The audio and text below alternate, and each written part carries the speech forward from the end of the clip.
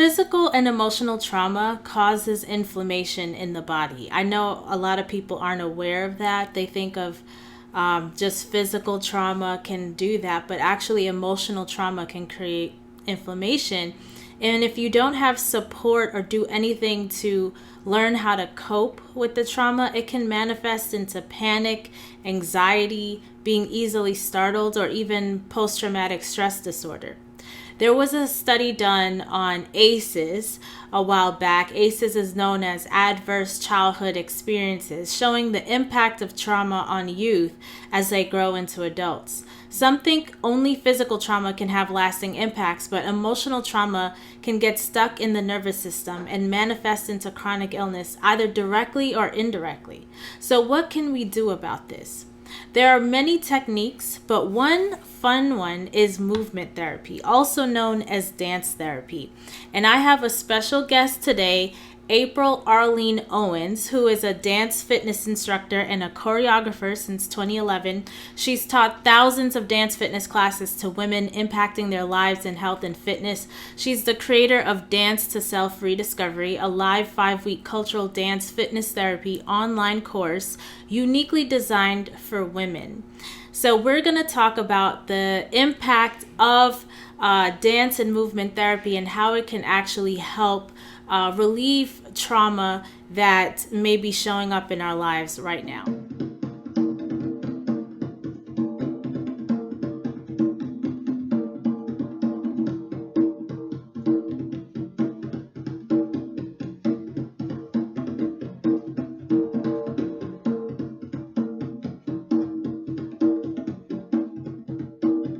Welcome, April. Thank you for coming on to the Raw Food Health Empowerment Podcast. Thank you for having me. Yes. So you're going to teach us a little bit about how we can heal emotional and physical trauma using movement therapy. So can you speak on how physical and emotional trauma causes inflammation in the body? Sure. So physical trauma can cause inflammation in the body because as soon as we have an injury, that's our body's way of letting us know there's something wrong, and it affects our immune system, so which in turn will cause inflammation in the body. And then with emotional trauma, the same type of situation happens, but that develops cortisol in our bodies, which can cause inflammation. So it's just a trigger to let us know that something's not right in our system. And so with physical, it's the immune system, and then with emotional, it's a cortisol that will develop in our system, and that will cause inflammation as well. So how does that affect the nervous system? So with the nervous system, when we're going through stress or anxiety, again, our body will be like, okay, what's going on? And so with the nervous system, it can become overstimulated. And so when that becomes overstimulated, it's just stuck on. It won't kind of calm us down, and we always need a way to be calmed down. So when our nervous system is overstimulated and stuck on, then that can also cause inflammation in our system. It can cause us to be stressed, and it can cause sleeplessness and anger and anxiety. So we definitely have to make sure that we keep our nervous system at a moderate level, at an elevated level. Right now, is a stressful time for a lot of folks. Yeah. Because of everything that's going on. We're dealing with ancestral trauma. We've been triggered a lot, especially with Trump being in office. Many people have been triggered of a variety of different races. Yes. You have women in the Me Too movement who's been triggered by him. Hispanic people have been triggered by him. Black people have been triggered by him. He's just triggering a lot of people. Yes. And causing a lot of trauma. Yes. Bringing up traumas that people have from even their childhood, just in his presidency. So with all of this going on, like, how can dance and movement therapy actually resolve or help us in this time? Okay, so when we're dancing and when we're moving our bodies with different gestures and postures, it's a way to talk about our traumas without having to re-traumatize ourselves. Mm-hmm. And I'll give you an example.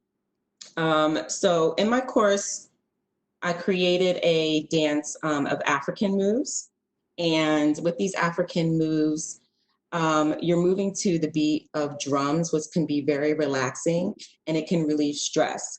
So it's a way to kind of like reconnect to our bodies and release those stress without having to physically speak about that, which can in turn, recreate that moment. So when you don't have to speak about it and you can release those traumas through movement, um, it just helps with having to bring those traumas back into your system. Mm-hmm. And for instance, like you said, people suffer through childhood traumas or just life transitions, self-esteem issues, body image issues. So these are just all ways that they can heal themselves and transform themselves without having to re-traumatize themselves. Mm-hmm. Mm-hmm. Mm-hmm. Mm-hmm. Is there something special about movement therapy as opposed to just like dancing in your living room, just like randomly to whatever random music that? I mean, that could definitely be, a way to relieve stress, doing it on your own, to some music, and releasing those stressors, those anxieties, past traumas.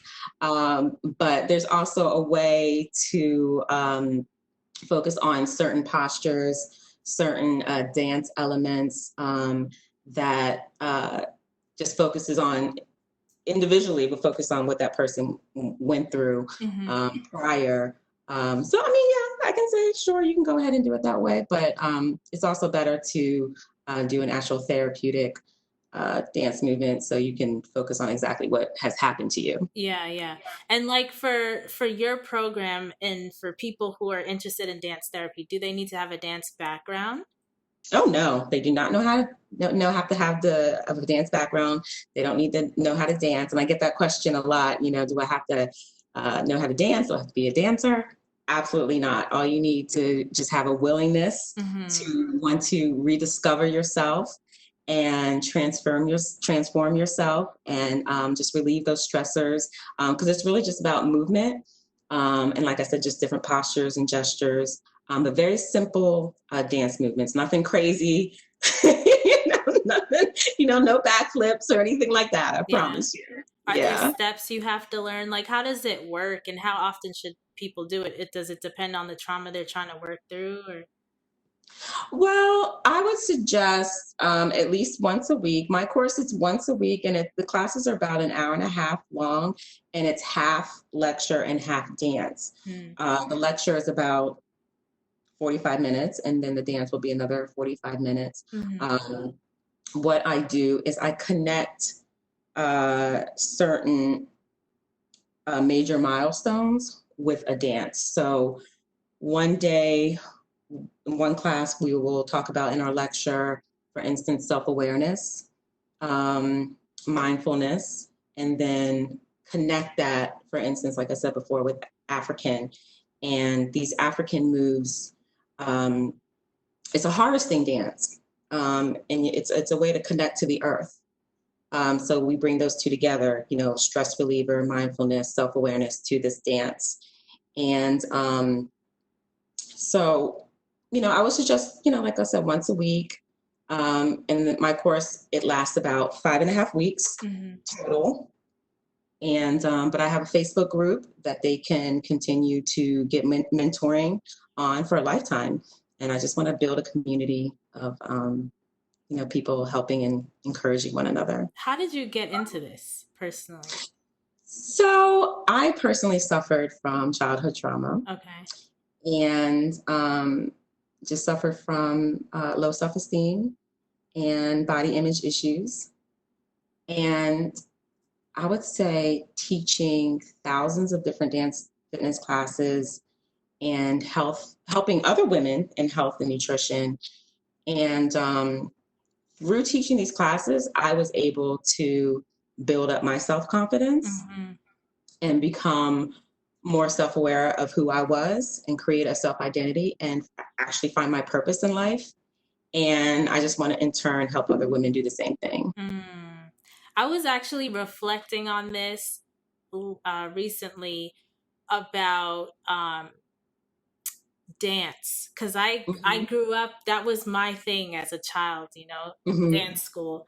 And in dance school you have mirrors, and you always have to see yourself. You have to be in a frame, is what they call it, right? So if you're in the Yes. second line or the third line, you need to have a window where you can see yourself in the mirror, and that's how you dance throughout all the class. And I've done all the classes. I've done African, ballet, tap, jazz, all the things, right? Okay.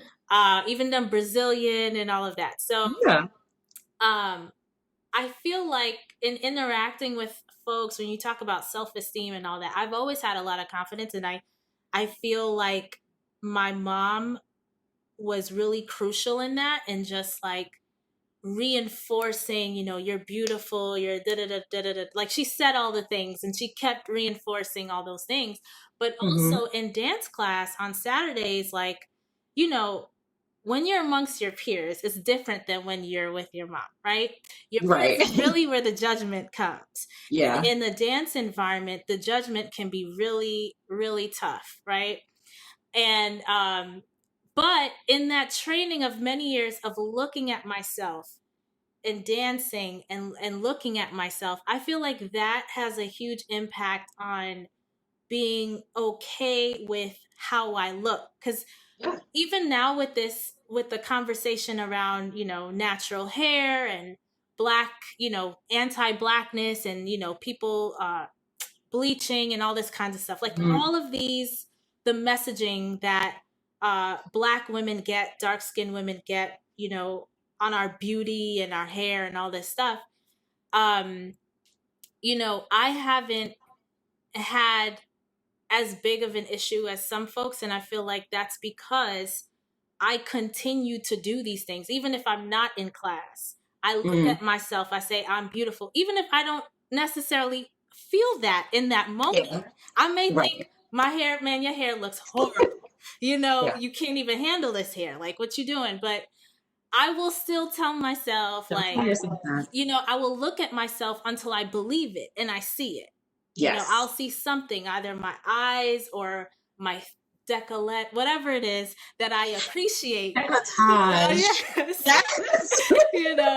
That I appreciate. And I feel like it's from that. And I will dance in the mirror and I'll look at myself. And I think I find that connection with myself um, has really helped me, because I feel like I'm my first friend, that Mm-hmm. even Yes. even after my mom passes, I will continue to have me as my friend, As your friend. who will Yes. be there for me. And that, just that, so, just to reinforce what you're saying, like, I really appreciate my history with dance, and that, like, that aspect of it, because I feel like it's a learning that stays with you when you're in some tough times of feeling like isolated, and when you're talking about trauma and stress, and just like being in environments where you probably don't have anyone that you resonate with, that you can talk to, Yes. where, but you have yourself, and you You have have yourself. music, and you have the Exactly. mirror, Yes. and so you And can that's so, just.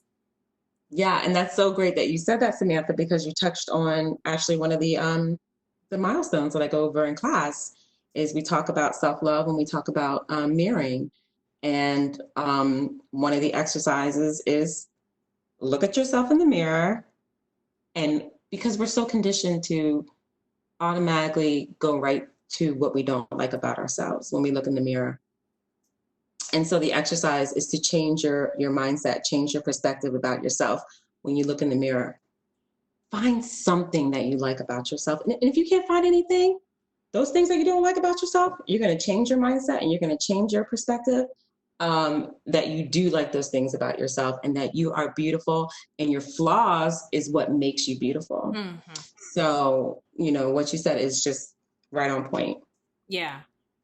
Yeah, because ultimately, even if you don't like something about yourself, the more you look at it, you get used to it. It's kind of like a song. You know, you hear a song, you don't like it, but then it keeps playing and playing and playing, and all of a sudden, it's not that bad, right? Right. Yeah, that's you just true. That is true. you just get used to it. But it's like that Yeah. negativity bias of the mind, unless we do things daily to program ourselves, and we Hmm. have these techniques to go to, like we'll stay on negativity. And when from a healing perspective, the body can't heal if we're in a negativity state all the time, right? You need Correct. Yes. that positivity and that those positive emotions to allow for rejuvenation to happen in Hmm. the body, for healing to happen in the body. So, Correct. so your course, right? For Yes. folks who want to utilize this practice, which is a very fun practice, who doesn't like to move their body? And you don't have to know how to dance. No, I'll teach you. I'll teach you how to dance.